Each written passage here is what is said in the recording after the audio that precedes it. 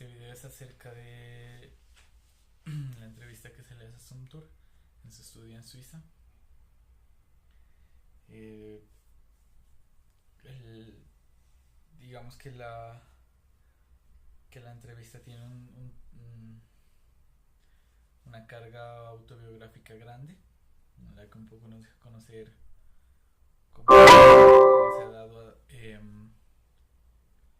la escogencia, digamos, o la práctica del oficio en Sumter. Y ahí empiezan a aparecer algunos temas que me parecen como interesantes y que obviamente se relacionan con lo que hemos venido discutiendo en clase.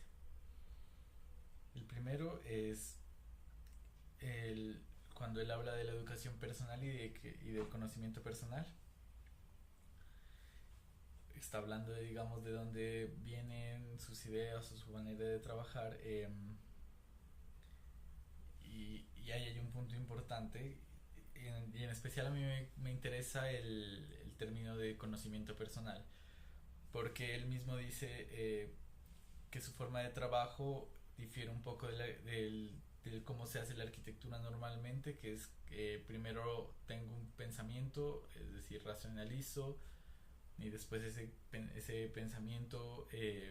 lo traduzco a un sentimiento o a una atmósfera, digamos en términos de Sumter,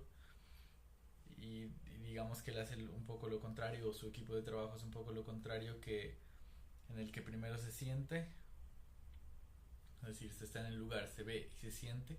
después se piensa o se racionaliza ese pensamiento y se convierte en un comentario acerca de algo o en una propuesta formal, por así decirlo. Y vuelve a juego aquí algo de lo que ya habíamos hablado, que es que él habla que ellos tienen un poco de confianza en sus sentidos, que creo en últimas que sucede porque trabajan de esta manera, y digamos que al trabajar por tanto tiempo así empiezan a entender que esta intuición que menciona de la conferencia es algo importante dentro del trabajo y dentro del proceso creativo. Y aquí lo habla como si esta confianza esta sensibilidad, digamos, es un talento. O sea, lo dice como un maybe, pero creo que tiene que ver. Es decir, hay un talento, una cierta sensibilidad o afinidad eh, hacia los procesos creativos a partir de la intuición y a partir de todo esto que es el conocimiento propio y la educación personal, que es un poco el cultivo del que estábamos hablando antes, eh, de un cultivo cultural, podríamos decir. Hay otro concepto del que habla, que también es un poco interesante, que es el concepto de la casa, que dice que es más fácil salir o que es más fácil salir a aprender siempre y cuando uno tenga un lugar donde regresar. Eh,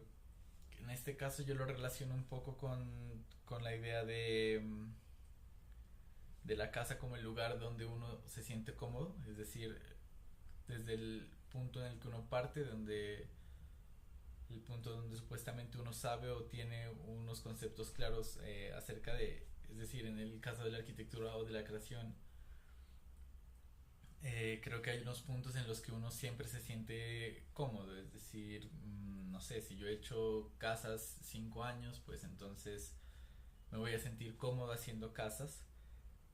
y va a ser más fácil para mí salir de ese contexto y meterme en otro, experimentar, porque sé que tengo algún lugar donde volver, aunque no sé si él se refiere a esto con este término, pero creo que habla un poco de este quiebre que es muy importante para la creación y creo que para la creatividad, que es salir de la zona de confort o salir de los lugares donde uno ya tiene ideas preconcebidas o ideas estructuradas acerca de algo, y vuelve a lo mismo, es decir, si yo he trabajado de esta manera y me ha funcionado bien, entonces es más fácil para mí que si vuelvo a hacer algo parecido, un encargo parecido, va a terminar con un resultado quizá similar o muy parecido. Eh, Hay otra frase en el video que me interesa, que él habla de que digamos la buena arquitectura, los buenos arquitectos son aquellos que hacen un edificio no por ganar mucho dinero ni por sino por la idea de que el edificio va a tener una función y digamos que va a cumplir un propósito por él mismo. Eh, y me recordó a Hedjuk, eh,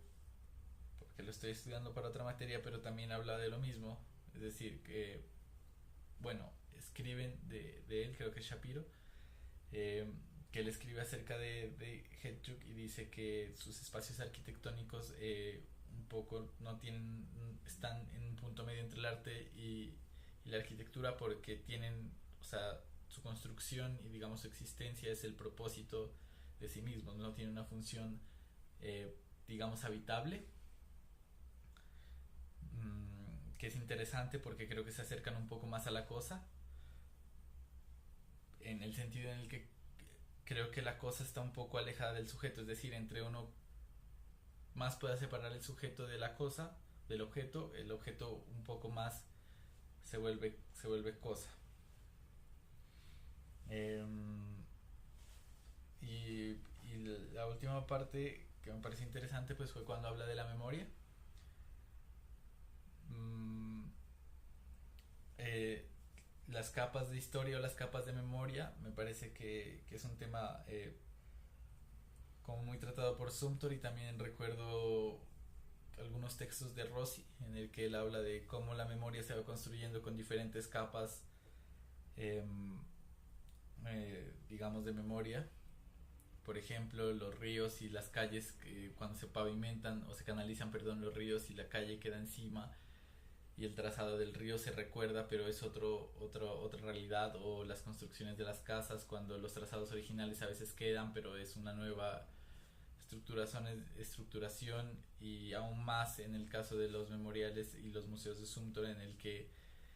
hay, digamos, hay una historia fuerte arraigada al lugar en el que se construye, que son, digamos, capas, no sé cómo llamarlas realmente, pero son capas, digamos, que la memoria colectiva construye en ese lugar y que una vez se instala en la memoria también se instala en el lugar y de todas maneras el lugar es el responsable, digamos, el testigo, la huella que queda de una acción determinada en el tiempo. Mm, aquí menciona cómo él tiene su approach a la memoria y habla de un poco de estos movimientos de arte que volvieron a los básicos, que volvieron a los materiales puros y, y recuerdo la pregunta que se hizo en la anterior clase de más o menos de dónde viene el arte povera, pues que nos digamos que ocurre en ellos la búsqueda de los materiales y la resignificación de los mismos, pero creo que es un momento en el arte también en el que sí se hace un stop y se dice no, tenemos que volver a revisar lo primordial, porque al parecer hubo un salto que no se tiene que dar, o bueno, no sé si era un salto. Eh, y, y ya.